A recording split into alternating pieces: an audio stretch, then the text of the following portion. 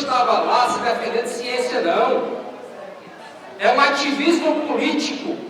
E esse ativismo político quer negar a existência de Cristo e quer debochar de um símbolo, como disse o deputado Eliane Aguiar, que representa a expressão maior da nossa fé.